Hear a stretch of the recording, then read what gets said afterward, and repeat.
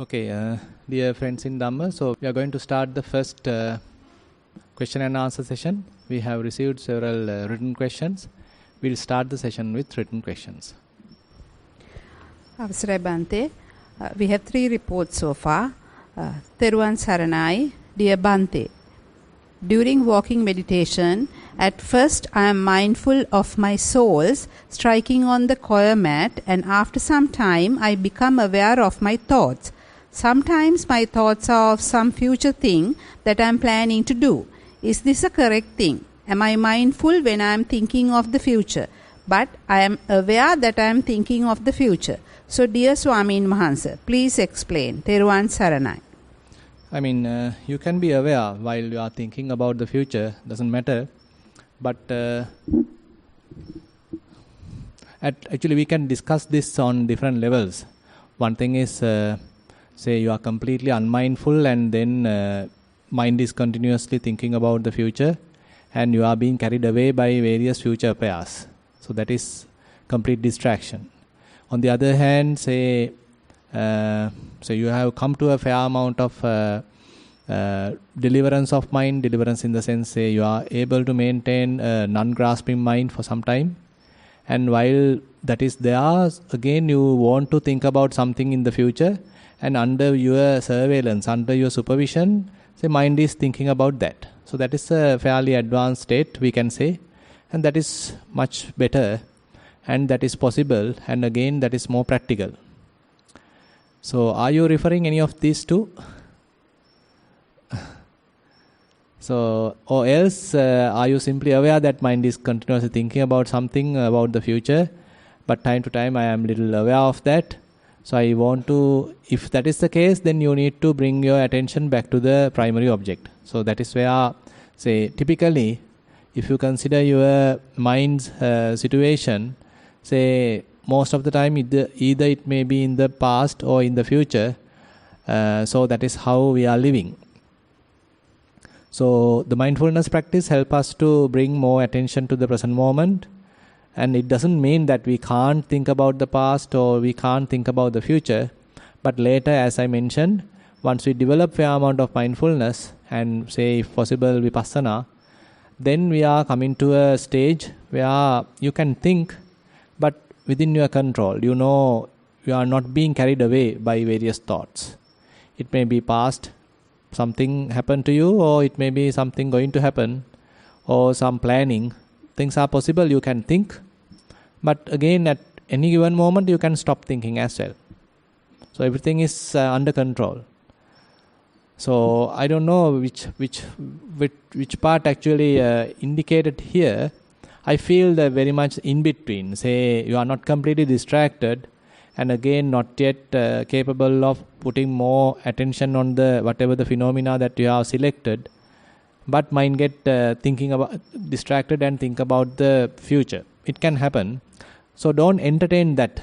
So means that, say, mind start thinking something, but don't encourage that. Slowly bring your attention back to the whatever the phenomena that you want to pay attention, because it is necessary to develop more focused attention at the early stage, so that you can closely examine what is really going on. This is Devi's Bhante. This is quite an experienced one. Devi's question. That is. Okay, yeah. Hope you got my answer, right? Okay, fine. Okay. Most Venerable Bhante, this is not regarding meditation practice. Would like to know why it is so important to maintain Uchasayana Mahasayana Veramani in 8 precepts. Thank you. Much merit to you for devoting your valuable time to guide us on this Dhamma path. Now, you know, luxurious chairs are very expensive. So we can't afford this right this time. The country is going through some economic problems. So you need to think about it. And actually the main thing is that we are kind of being humble and come down, and we are very much making ourselves more ground to earth. And you know, I mean, while we are in 8 precepts, why particularly we avoid luxurious high seats. So one option is that it may produce some kind of different defilements, maybe particularly the conceit, and when you are using luxurious say beds, etc., then you fall asleep, you feel more comfortable. As a result of that, we are going towards the other extreme, that is the what you call Kama Sukhallikana Yoga, comforting, going through say satisfaction part, say gratification, sensual gratification part. So to minimize that, it doesn't mean that we are going for a self-mortification, but we have to come to a little agreement. Okay, I am not going through self-mortification, no, I am going for any self-indulgence. Okay, I am maintaining my say path, my lifestyle, so that I am not uncomfortable, and again not too much carried away by sensual gratification. So that would be the most important reason, so that we are maintaining some simplicity, but that doesn't mean that we are torturing ourselves. So, and on the other hand, it may be, as I discussed, maybe the reasons of kind of maintaining some frugal attitude, simplicity, because those are really matter to our say mental environment. Because if we have so many things to look after, so much of additional duties may come to your picture. You have to attend to those things. You have to take care of everything, and a lot of time you have to invest on that. And again, so I mean, we don't know about our real say capacity. So are we going for over capacity? Are we within our limits, our economic limits? So that is also another reason. Because actually, I mean, nowadays we are always looking for more and more comfort, more and more luxurious things, and we don't know the limit. We are always comparing ourselves with another person, another family, another country, and always asking for more and more without being satisfied, without being contented within ourselves. So ultimately what we have is kind of a frustration, never being satisfied, never being contented. So these simple practices, say adherences, really help us to calm down, ground ourselves, be happy with what we have, contented. So those are really necessary. Santutti paramandana. So santutti. So you have something little, doesn't matter. But if it is enough for you to survive, and again if it is not really less so that you are really struggling, but it is fairly sufficient, then can't we be happy with it? Now there are various millionaires, billionaires, but most of them are not happy. But there may be various other people, they don't have much, but quite happy, quite contented. So what's the reason? So we may have various other aspects, not merely the luxurious items, say furniture or whatever it is, but there are various other causes and conditions really making us happy, making us really contented.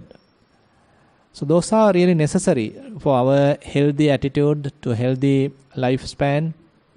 So I think those may be the reasons that why Buddha recommended avoiding those luxurious items when you are in the 8 precepts. Yeah. If anyone like to add, please feel free. Venerable Bhante, we don't have many questions. Does that mean we are good or bad meditators? Maybe good. Yesterday or actually last Poya Day, I discussed about with another group about Mano Sanchetana Ahara. Today also I hope to discuss about that. So I mean basically we have to maintain silence in that situation. So I have to have kind of inner silence. Then we can't talk, can't have questions.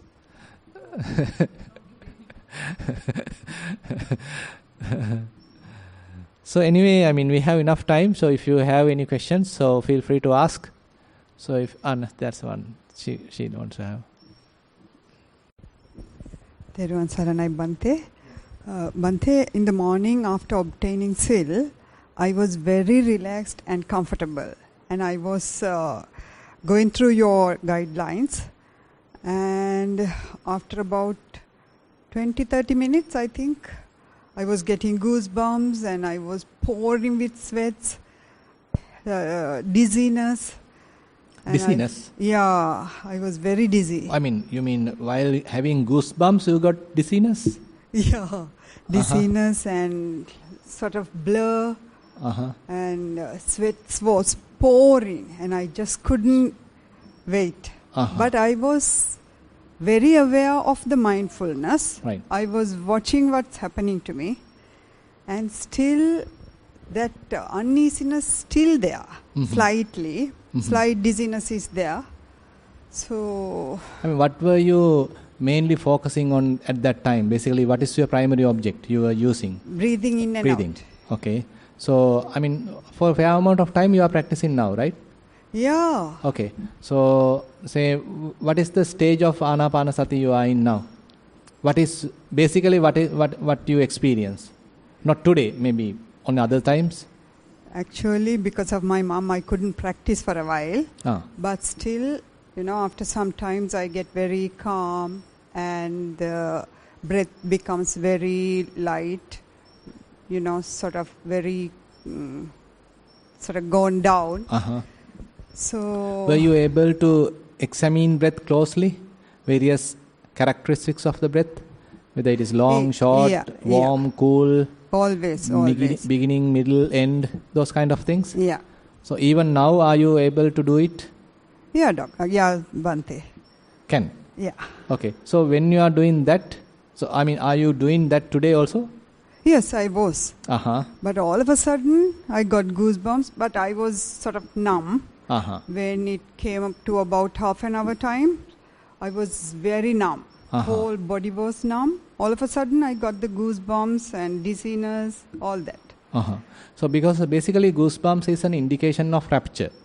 When our mind concentrates, various symptoms are there, which body also indicate. Okay. So, typically kind of waves-like thing going on, maybe goosebumps happening. So, this is a little indication that rapture is going to happen. Okay. And again, at that time, that's why dizziness is impossible. That's what I was little puzzled, because dizziness means you feel little drowsy and you feel, I was little bit blurred also. Blurred. And I couldn't get up, sort of. Can't get up.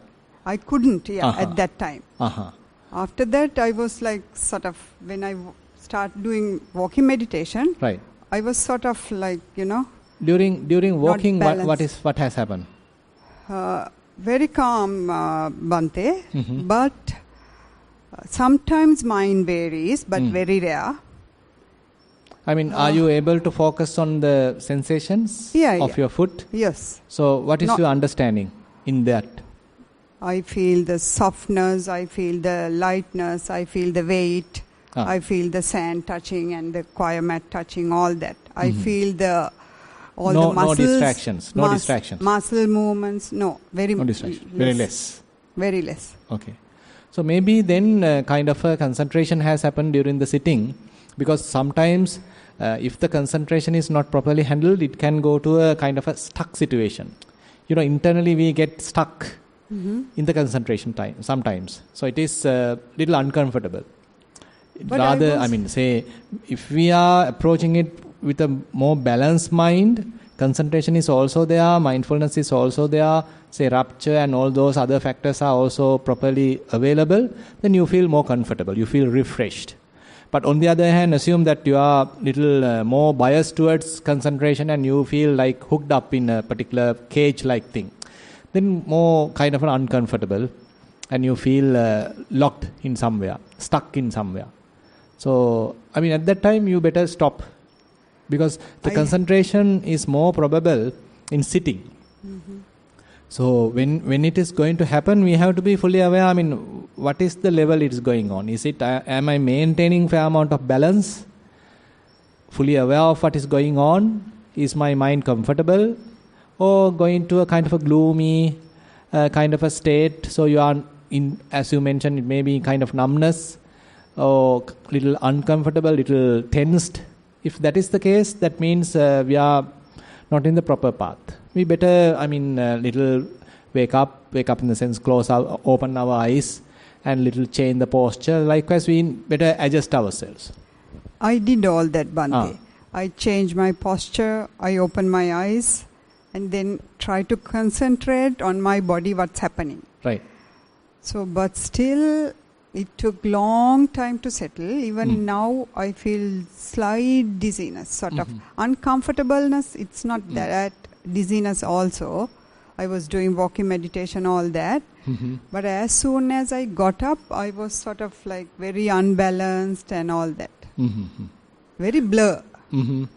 Now, typically while walking, are you getting this blur experience during the walking? Sometimes. So that means while you look at things, so you can't recognize everything, but you feel things are like blurred. Yeah, not always, but Not always. sometimes I get. Okay. Through the meditation also it can happen. So it indicates that mind is not distinctly know various characteristics, various information, but rather things are like faded away. So mind starts kind of being dispassionate about things. So how we perceive it is very much like things have become blurred. So that you are not interested about it. So your mind not being distracted. You are not generating any kind of passion. So rather you have kind of a blurred experience. So it can happen through the practice as well. But continue the practice and see. Because if it is happening through the practice, it may happen again. So this experience is repeatable then. It did. Okay. While walking, it did. Again, I got the goosebumps and sort of blur again. Right. So I have to stand still for a while. Good. Okay. Right. So that is the way to handle, because while walking you feel it has happened, now mind want to further settle, so you stand up, or you can sit and allow the mind to settle. Allow the mind to settle. It may be kind of blurred. If you look around, it may be blurred, doesn't matter. And see what's the mind is doing. Say if it doesn't want to go and observe any phenomena, just allow it to rest. Because as we continue, now we are doing kind of an exercise. We are using the mind to do some sort of an exercise. So through that exercise, mind is going through some understanding. So when that understanding happens, one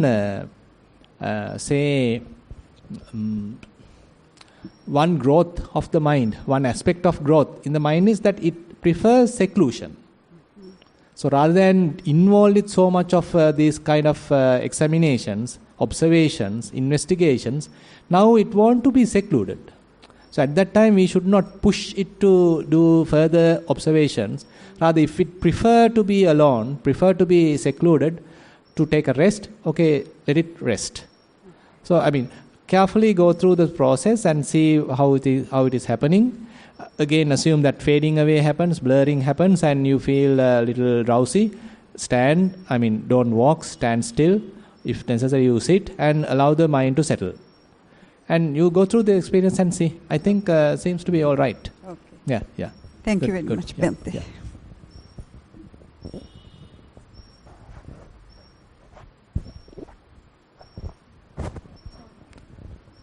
Yeah, no more questions. Good. All the questions are solved. We have electricity now, we have fuel now, we have good money now. IMF is going to give enough money, so nothing to worry. No questions. Okay, then if we don't have any questions, we can wind up the session, and we'll have the Dhamma sermon at 4 p.m.